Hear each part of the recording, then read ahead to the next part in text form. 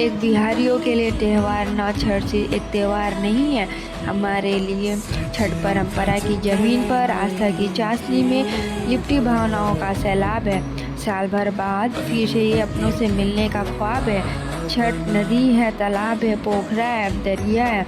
हमारी तरह लाखों बिहारियों के लिए घर जाने का जरिया है। छठ नन्हे नन्हे पैरों से लेकर बड़े बूढ़ों की घाट की ओर राती किलकारी मुस्कान है। छठ शाम में सूर्य देवता की विदाई है और फिर उनके इंतजार का भोर है, बिहान है। छठ ठेकुआ है, पकवान है, नारियल है, ठाबा है। छठ सुर में सजे उस सिंदूर और दिन की आभा है। छठ माँ की ममता है, व्रतियों की अंजलि से अर्पित नीर है। छठ मिट्टी के चूल्हे पर बनी गुरी की मीठी खीर है। छठ मधुर गीतों के बीच गेहूँ बनती गुनगुनाती सुबह से लेकर सूर्य को अर्घ देते शाम और इंतजार को रात है।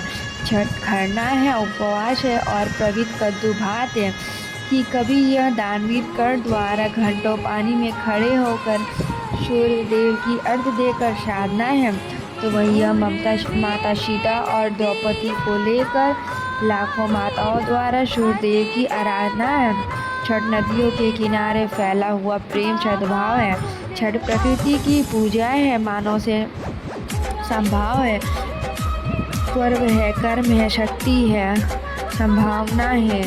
अरे हमसे पूछिएगा तो हम बताते चले जाएंगे, क्योंकि छठ हमारे लिए अब तक की कई भूली पिछली याद है। हम बिहारियों के लिए तो छठ जीवन का स्वाद है और इसलिए हम छठ पर्व को सिर्फ मनाते नहीं हैं बल्कि उसको जीते हैं, और शायद इसलिए छठ हमारे रंगों में समाया हुआ है। अरे हमारे तो नशों में छठ दौड़ता है।